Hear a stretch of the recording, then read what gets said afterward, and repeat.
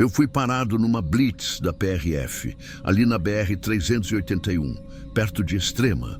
A estrada estava até tranquila aquele dia. Documentação em dia, carga leve, tudo certo. Eu já ia puxar meu RG e o tacógrafo quando o guarda pediu para eu esperar. Disse que queria confirmar uma coisa no sistema. A forma como ele olhou para a tela do computador foi diferente. Não era o tipo de reação de quem achou uma multa atrasada. Ele coçou o queixo, levantou da cadeira e chamou outro. Os dois ficaram cochichando ali por uns 3 minutos. Eu fui ficando sem paciência. Aí ele me chamou.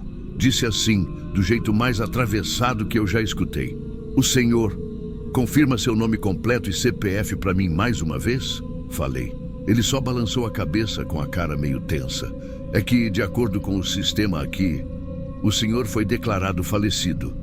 Tombamento de caminhão no Calome 401, em 2023. Corpo carbonizado, IML de Juiz de Fora." Meu corpo deu um arrepio que nem o solão de meio-dia secava.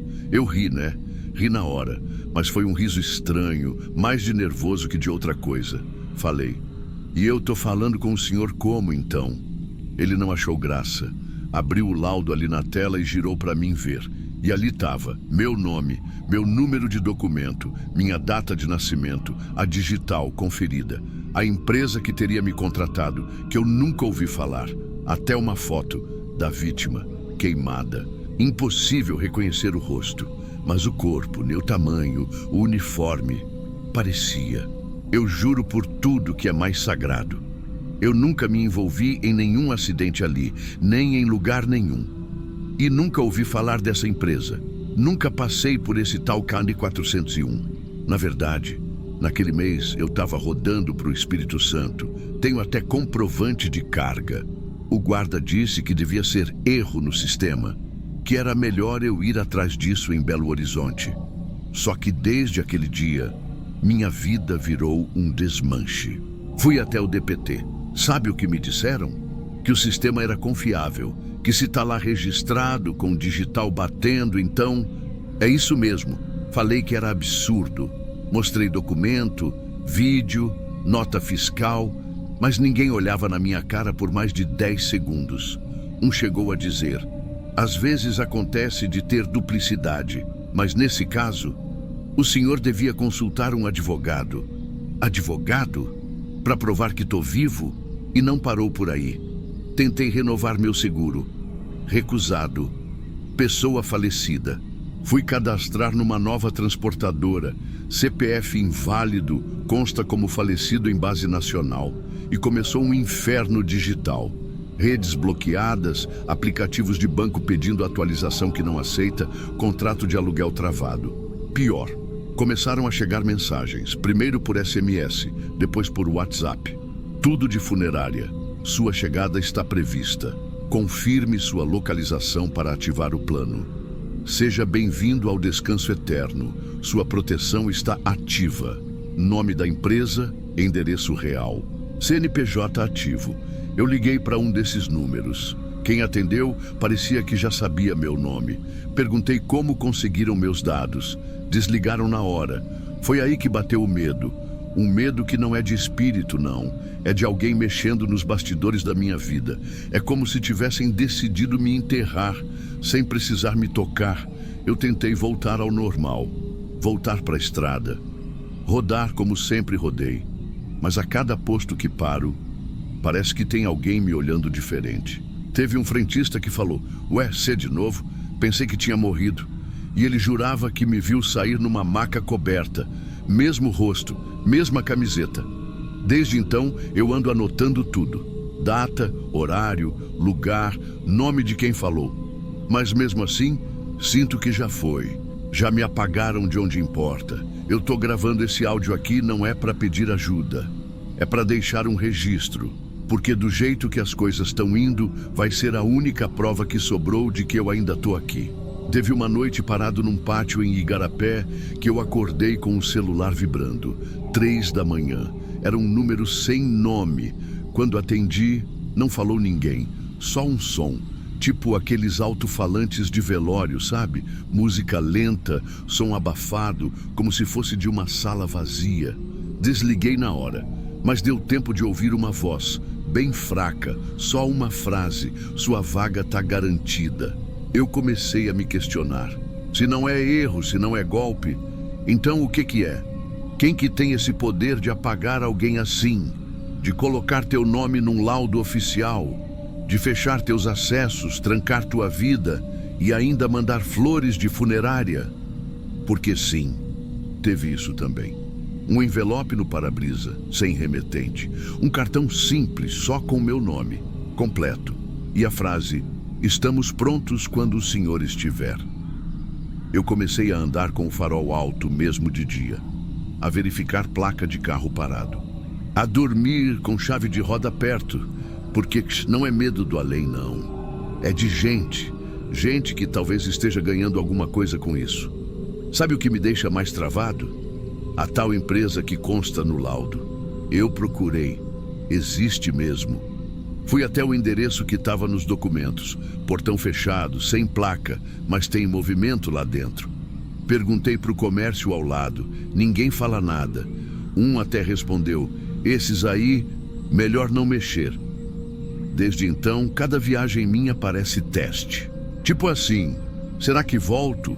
Será que nessa próxima alguém me para de novo e diz que o enterro foi ontem? E as recusas continuam. Até o convênio médico da minha filha deu baixa por falecimento do titular. Fui lá pessoalmente. A moça ficou pálida quando viu minha identidade e falou: mas isso aqui foi cancelado com atestado. Com um atestado. Emitido por quem? Eu não assinei nada. Ninguém assinou por mim. Mas estava lá. Minha assinatura digital. Cadastrada. Validada. Se isso está acontecendo comigo, quem garante que não acontece com mais gente? Com aqueles que somem na estrada e ninguém entende? Quem garante que não é esse o jeito de sumir com alguém, sem crime, sem rastro, sem barulho? Só papel e silêncio. Outro dia, eu estava passando no trecho de Betim e vi uma blitz montada. PRF, como sempre. Mas não parei. Fingi que não vi, segui direto. Porque, e se for da próxima vez que eles me tiram da estrada? De vez? Já tem dias que eu durmo mal. Acordo com o farol de outro caminhão me atravessando o olho. E a primeira coisa que me passa na cabeça não é mais: tá na hora de seguir viagem, não. É: será que alguém veio me buscar? Talvez eles não precisem nem me encostar, só esperar. Esperar até o sistema me negar tudo, até eu não conseguir mais abastecer, nem comer, nem assinar nada, até eu virar só um número apagado, uma digital que bate, mas que não vale mais. E talvez esse seja o plano desde o início. Talvez eu não tenha sido o primeiro. Talvez eu nem esteja mais aqui. Mas se você está ouvindo isso, se está ouvindo até aqui, então me faz um favor. Grava esse relato. Compartilha com alguém. Fala meu nome, porque parece que é isso que estão tentando apagar. E se eu não aparecer mais, você já sabe por onde começou.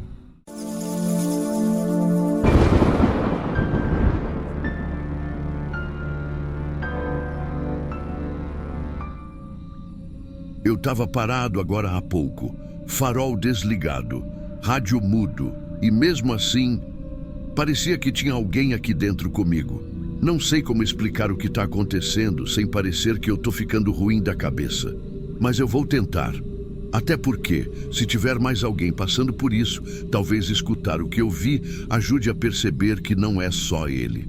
A gente tem um grupo de WhatsApp. Frota Alta BR. O nome. Começou pequeno, só uns 20 caminhoneiros que rodavam junto, ajudavam com alerta de blitz, buraco, ponto bom para descansar. Era isso. Só isso. Eu que criei, inclusive. Botei os colegas mais antigos, uns motoristas de confiança, e a coisa foi crescendo. Hoje tem mais de 300 nomes ali. Tudo gente rodando o Brasil. Todo dia tem mensagem. De manhã cedo, de tarde, De madrugada, localização de parada, print de radar, vídeo de ultrapassagem arriscada. Até aí, normal. Mas teve uma época que começou a sumir gente do grupo. Primeiro foi o Paulo, que capotou perto de Vitória da Conquista. A notícia chegou por fora e eu tirei ele do grupo como sempre. Uns dias depois, o Ítalo. Disseram que ele tinha abandonado a carga no posto e desaparecido. O caminhão ficou, ele não. Mesma coisa, removi. Depois, o Romarinho. A história era de que ele passou mal dirigindo e não conseguiu chegar no hospital. Tudo verificado. Só notícia ruim. E é aí que começa o que me deixou doente da cabeça.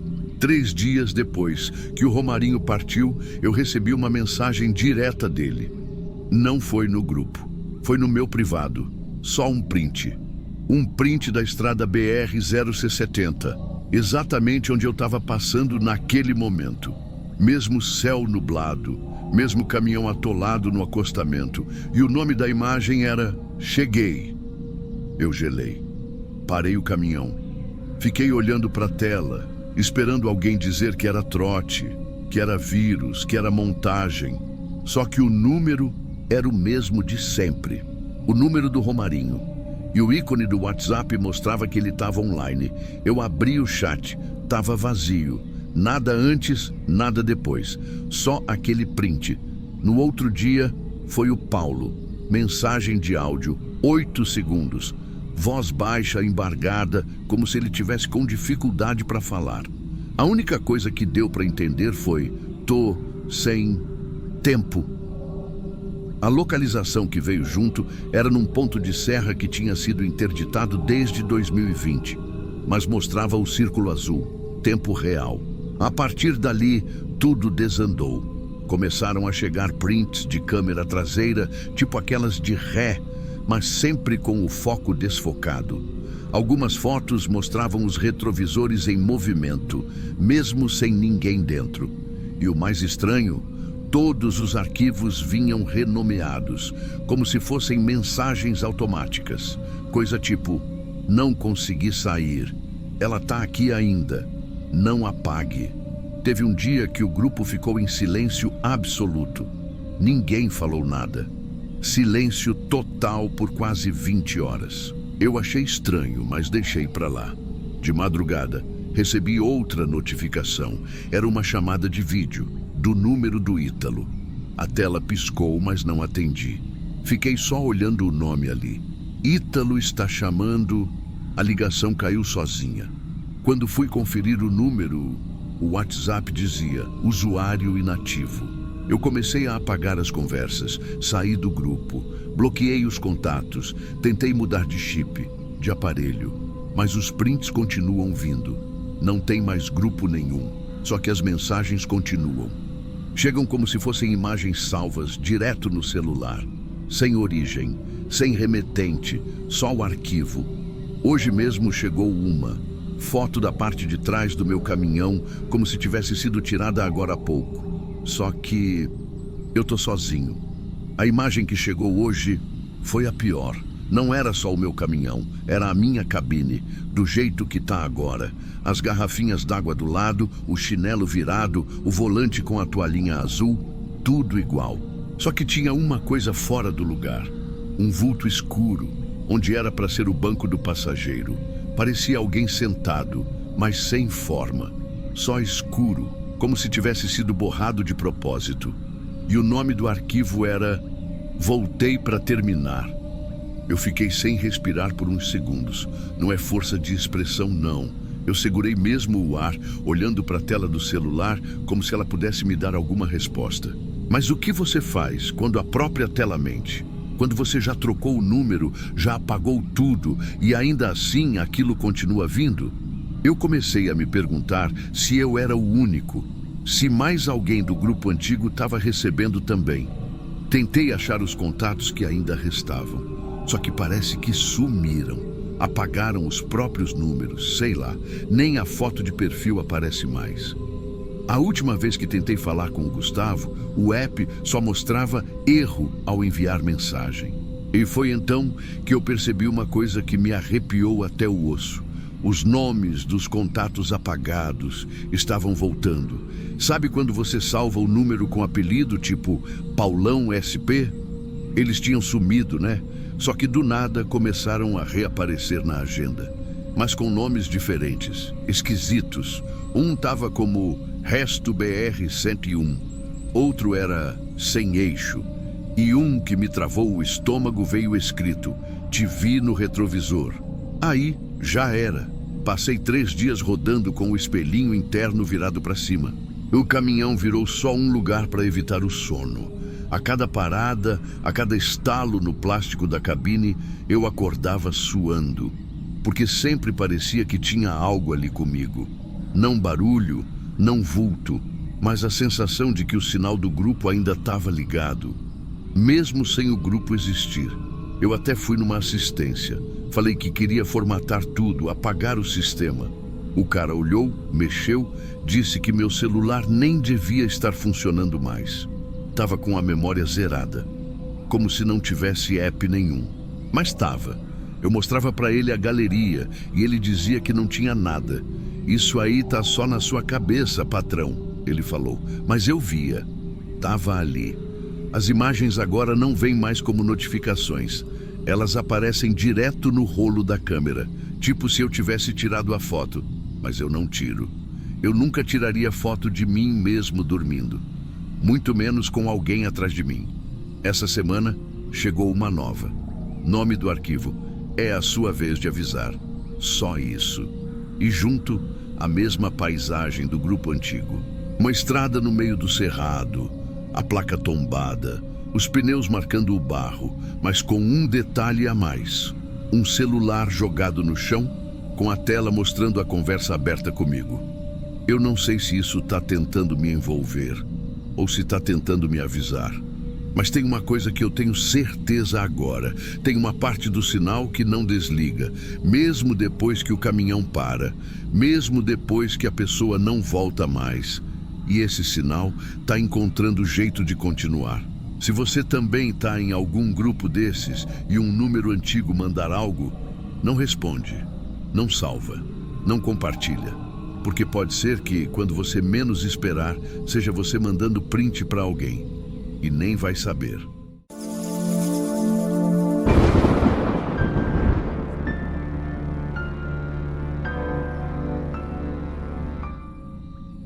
A primeira coisa que eu reparei foi a camiseta.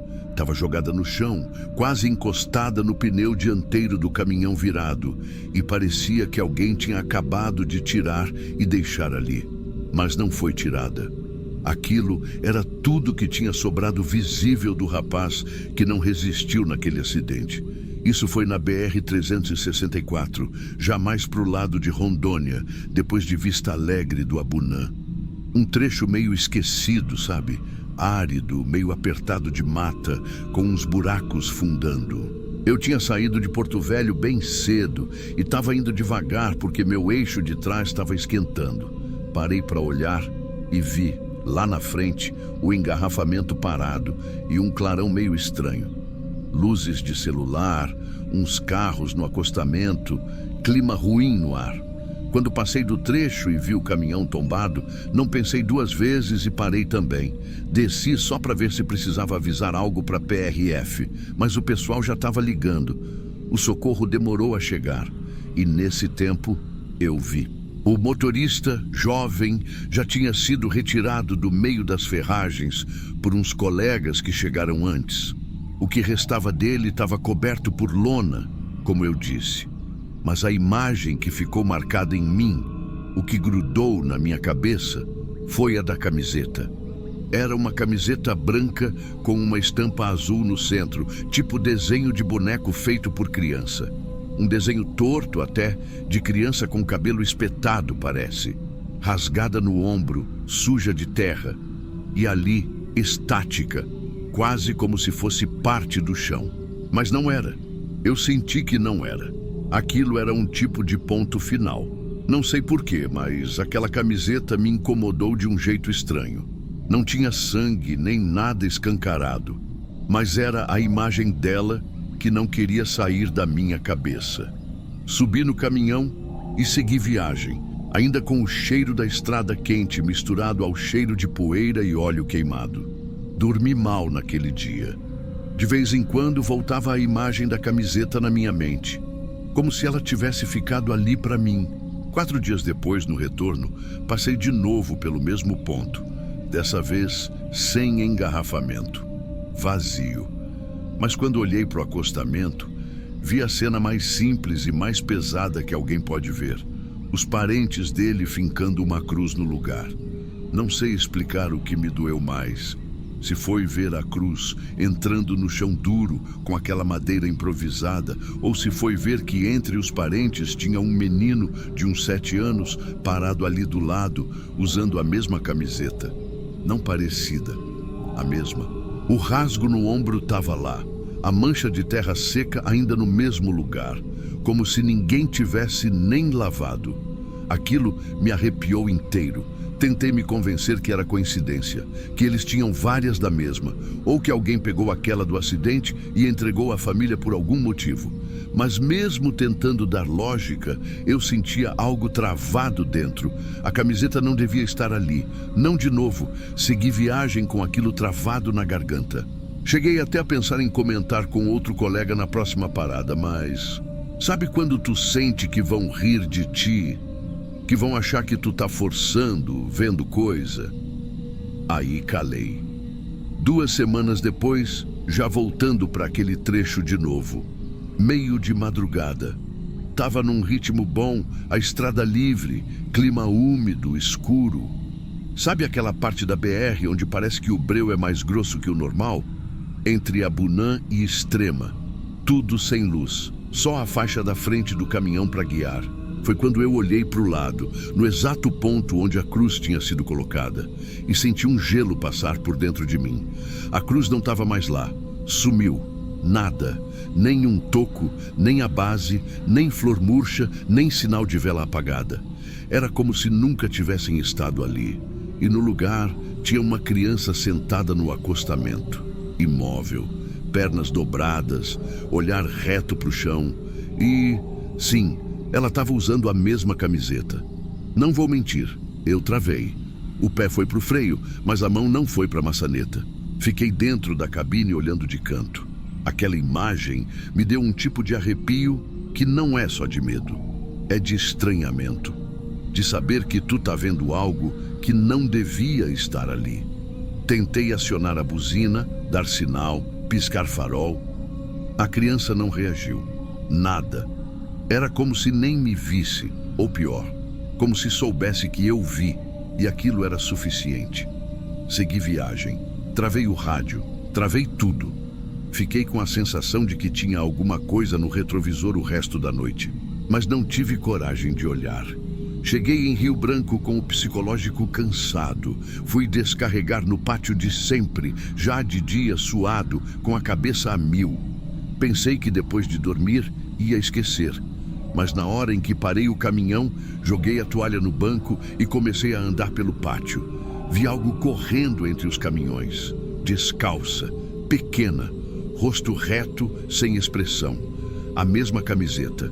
Na hora eu gelei, fiquei parado, olhando.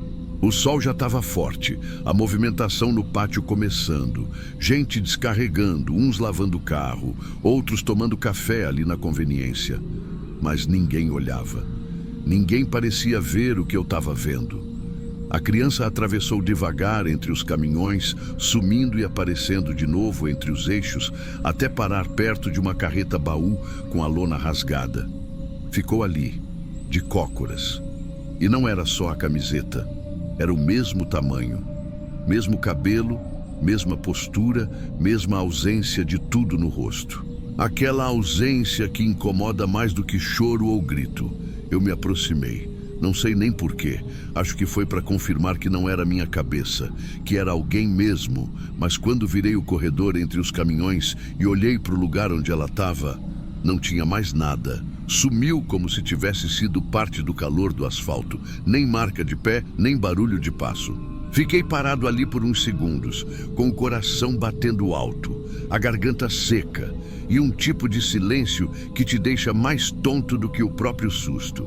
Foi quando o dono do pátio apareceu com um pano no ombro e a prancheta na mão e falou do nada. Tu também viu, né? Eu travei. Não respondi. Ele me olhou com um canto de olho, meio que lendo minha reação, e repetiu mais baixo. Ela já apareceu para uns 3 por aqui, sempre depois que passa coisa pesada na estrada. Mas ninguém fala muito. Só pergunta igual tu, se mais alguém viu. Não perguntei mais nada, não consegui. Senti que, se perguntasse, ele ia contar coisa que eu não ia querer saber. A sensação era essa, de que se a gente abrisse demais, ela escutava, e voltava, e grudava de vez. No resto do dia tentei agir normal, mas qualquer barulho de criança, qualquer sombra por trás dos pneus, eu travava. Fingi estar mexendo em amarração de carga só para sair de perto da cabine, fingi que estava no telefone só para ficar em movimento. Até que escureceu. E aí veio a decisão. Dormi na boleia mesmo, mas com a cortina fechada e o rádio ligado a noite toda. Desde então, eu nunca mais passei naquele trecho da BR do mesmo jeito. Sempre que eu chego perto daquele quilômetro, olho para o acostamento. A cruz nunca voltou. Nunca mais vi sinal de flor, de vela, de nada. Só o vazio. E toda vez que passo ali, me preparo. Porque parte de mim espera ver ela de novo, sentada, usando aquela mesma camiseta. E o pior de tudo é que não tem explicação. Não tem desfecho. Não é história de assombração para assustar novato. É só uma coisa que aconteceu. E ficou. Porque o problema nem é ter visto. O problema é que eu não esqueci. Eu nunca esqueci. Esse foi mais um relato enviado por um caminhoneiro que prefere não ser identificado, compartilhado com a comunidade do Diário de Terror. Se você já viu algo parecido, comenta aqui embaixo. Às vezes, só de ler que outra pessoa viu o mesmo, já ajuda a dormir melhor. E se ainda não se inscreveu no canal, faz isso agora, porque tem muita história real que precisa ser contada. E às vezes, é a sua que vai ajudar alguém a entender o que viu na estrada. Até o próximo relato.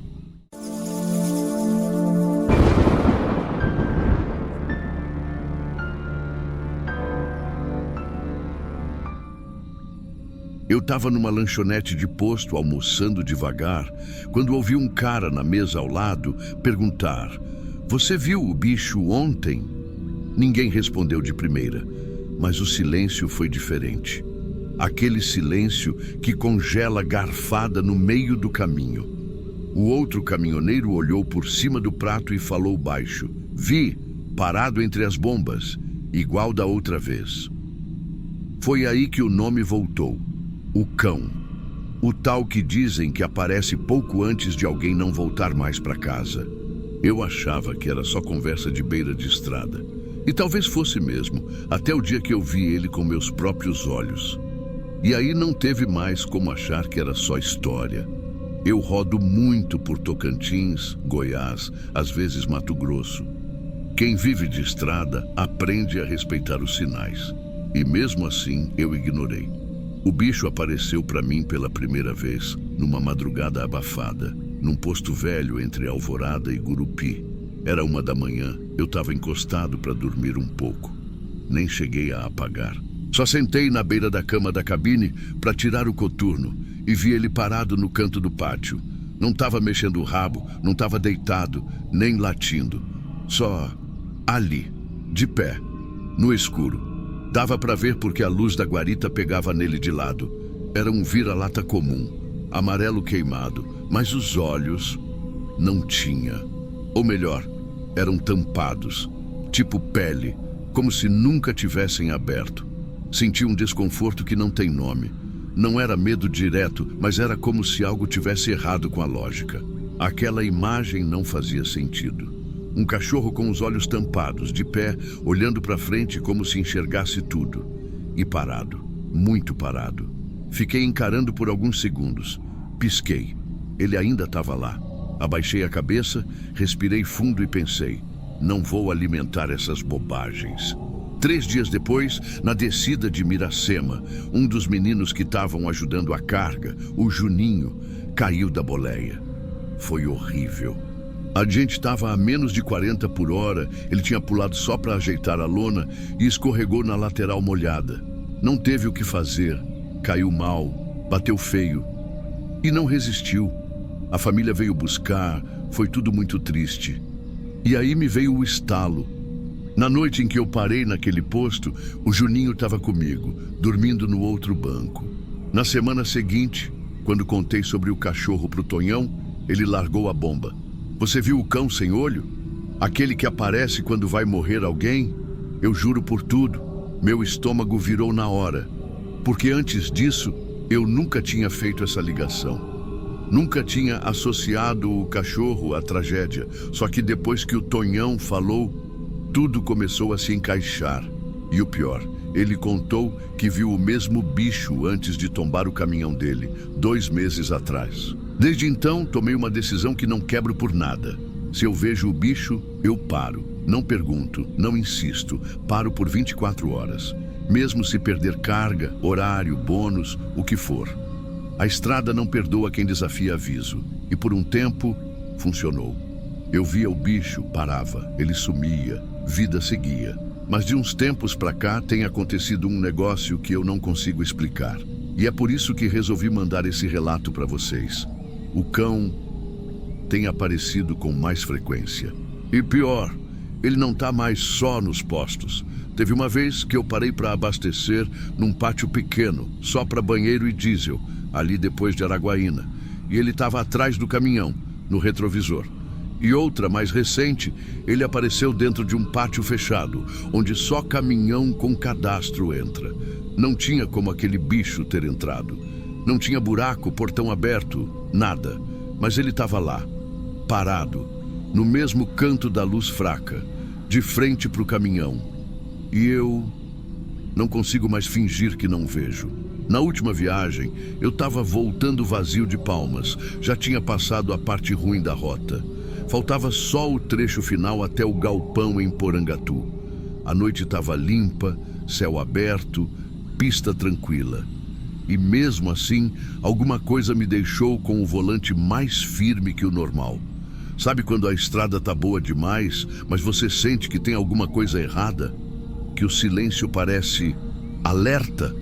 Foi então que eu parei num pátio pequeno para tomar café e checar os pneus. Lugar simples, um trailer com 2 mesinhas e só 3 caminhões estacionados. Quando entrei no banheiro, tudo certo. Quando saí, ele estava ali, não na entrada do pátio, não na sombra da cerca. Estava do lado do meu caminhão, do lado da porta do motorista. E a pele onde deviam estar os olhos tremia levemente com o vento. Eu juro, não consegui andar. Fiquei parado, segurando a maçaneta do banheiro, olhando para aquilo. A dona do trailer me chamou de longe. "Tudo certo aí, moço?" Eu só balancei a cabeça, não sabia o que dizer. Quando consegui destravar o corpo, voltei devagar, entrei pela porta do outro lado, liguei o caminhão e fui dormir em outro posto. Nem abasteci. Só dirigi até um lugar com luz forte e outros caminhoneiros acordados. Passei a noite sem fechar o olho. Depois disso, o bicho apareceu mais 2 vezes. Uma vez em movimento, na beira da estrada, me encarando quando passei por um trecho que conheço de cor. E a outra, mais recente, no pátio da transportadora. Sim, na transportadora. Lugar fechado com vigilância, portão automático. Ninguém entra lá sem crachá. Mas ele estava lá, parado atrás de um reboque vazio. E foi nessa hora que entendi. Ele não está mais esperando eu parar. Está vindo atrás. Na última semana, não dormi direito. Fico vendo coisa no retrovisor. Escuto estalo na lataria de madrugada. E antes que vocês perguntem, não, eu não uso nada. Nunca usei. Minha mente está limpa, só cansada. Mas o medo é real. Não é de morrer, não é disso. É o medo de saber que talvez tenha alguém que vai morrer. E que eu tô vendo o aviso e não posso fazer nada. Teve uma madrugada que acordei com uma ideia doida na cabeça. E se eu não for mais só alguém que vê o bicho, mas for a próxima parada dele? Porque da última vez ele não apareceu perto do caminhão. Ele apareceu no espelho interno da cabine quando eu olhei por reflexo deitado. Ele estava ali, no reflexo, parado do lado de fora. Mas quando eu virei para ver, nada, vazio. Só que o rastro de sujeira no paralama do lado estava ali, como se tivesse encostado. Como se tivesse passado devagar e deixado uma mancha úmida, como lama velha, com cheiro de cano podre. Desde então, toda noite eu paro, mesmo que não veja ele. Eu paro e fico esperando. Porque agora eu já não sei mais se ele só aparece antes de alguém ir embora, ou se ele também aparece para escolher. E se for isso, talvez ele já tenha escolhido.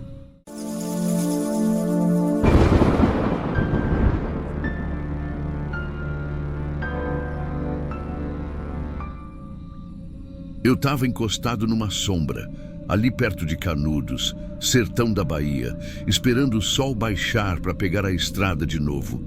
Quando olhei para o chão da cabine e pensei, isso não tem explicação.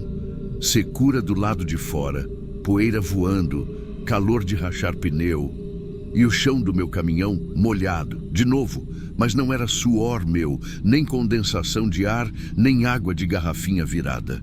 Era uma umidade fria, que vinha do piso mesmo, e com um cheiro esquisito. Não era cheiro de coisa podre, nem de banheiro, nem de óleo. Era cheiro de rio barrento, de margem parada. Aquele fedor úmido que a gente só sente em beira de enchente ou várzea esquecida. No começo eu achei que podia ter sido coisa que eu mesmo derramei. Lavei o tapete, deixei secar no sol, passei pano com vinagre, álcool, nada. 3 dias depois, mesmo lugar, mesma umidade. E com o detalhe que começou a me dar coceira no tornozelo, como se tivesse ficado com o pé de molho em água suja por horas. Fiquei encucado.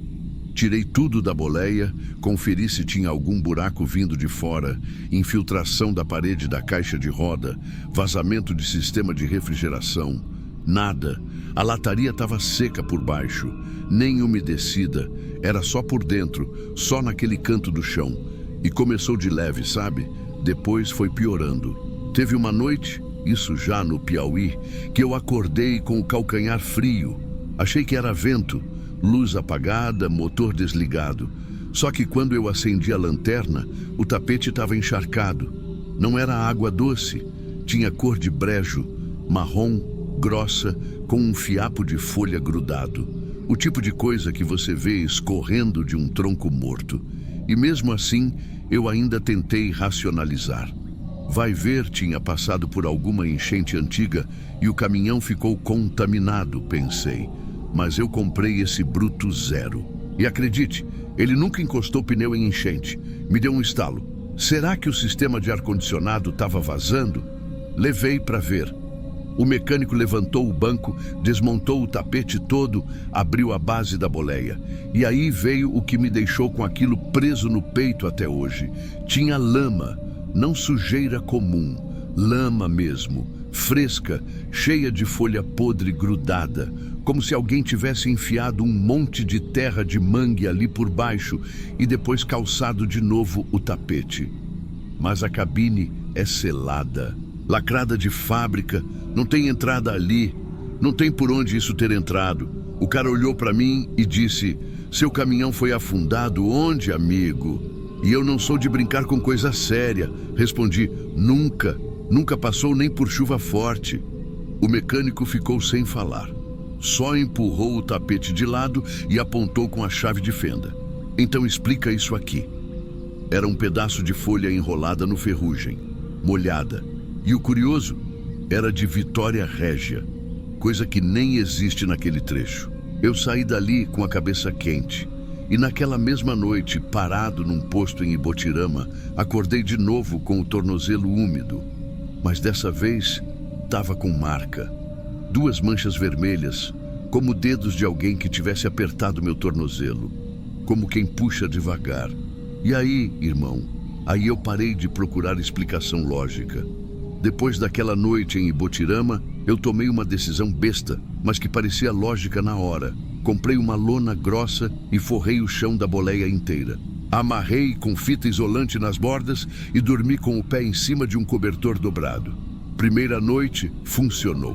Não molhou, não teve cheiro, não teve marca, mas não durou. Na segunda noite, acordei com o cobertor pesado, encharcado, a lona boiando por baixo dele e a água estava mais escura. Eu levantei feito um doido, abri as portas, puxei tudo para fora. O cheiro estava insuportável. Não era mais só de lama, era de vegetação velha, tipo aquelas plantas que apodrecem no fundo de represa. O fedor entrou nas roupas de cama, subiu pelos bancos. Eu já não estava mais só incomodado, estava com nojo, com medo. Eu comecei a ficar com receio de dormir ali dentro. Parecia que o caminhão estava me empurrando para fora, como se cada noite fosse mais fundo, como se eu fosse afundando naquilo junto. Tinha vez que eu acordava de sobressalto com o barulho de bolha, tipo quando alguém pisa devagar na lama e ela solta aquele som oco, mas não tinha ninguém. A pior noite foi em Petrolina. Eu estava quebrado, sem dormir direito fazia dias. Parei num canto de estrada com os pés de um buzeiro para dar sombra. Estacionei, deixei tudo aberto por uns minutos, tentando arejar. Depois fechei, deitei com o travesseiro alto, as pernas cobertas e o rádio desligado. Só o vento do sertão lá fora. De madrugada, acordei sufocado. A cabine estava com umidade nas paredes e tinha algo se mexendo debaixo da lona. Não era bicho, não era rato. Era como se o piso respirasse, como se estivesse inflando. E eu deitado em cima, fiquei paralisado. O colchão da boleia parecia inchar, depois afundar. E então eu senti os dois tornozelos sendo apertados, juntos. Não foi cólica, nem cãibra. Foi toque, firme, gelado. Quando reagi e puxei os pés, escorreguei, porque o chão estava coberto por um lodo. E não era coisa recente. Estava lá há tempo. Fedia. Tinha pedaço de raiz, casca. Coisa que só nasce na água parada. Eu não dormi mais. Passei o resto da madrugada no banco do passageiro, com a porta entreaberta e o rádio ligado bem baixo, só para sentir que tinha algum som além daquela respiração molhada que parecia vir do piso. No outro dia, fiz o que talvez já devia ter feito. Parei de dormir ali. Comecei a encostar em pousada barata, ou dormir sentado na lanchonete dos postos. E mesmo assim, tem vez que eu acordo com a sensação de que meus pés estão frios. E o pior é que mesmo agora, o caminhão segue assim. Não importa onde eu vá, não importa o clima, ele está sempre úmido por dentro. Teve um colega que entrou para buscar uma ferramenta e falou: "Rapaz, teu caminhão está com cheiro de cacimba." Mas ele nem sabia que eu já tinha ouvido isso antes. Do mecânico, do borracheiro, do frentista. Todos dizem a mesma coisa. Esse caminhão parece que foi pescado. Mas ele nunca afundou, nunca pegou água, a não ser que a água esteja vindo de outro lugar. E eu sei como isso soa. Eu sei. Mas o que eu queria era só dormir de novo. Dormir seco. Dormir sem acordar com o medo de estar sendo puxado. Porque eu sei que se algum dia eu não reagir a tempo, não vai ser só o chão que vai molhar. Vai ser eu. Inteiro. Vai chegar o dia em que eu não vou sair mais da cabine. E aí, talvez ela seque.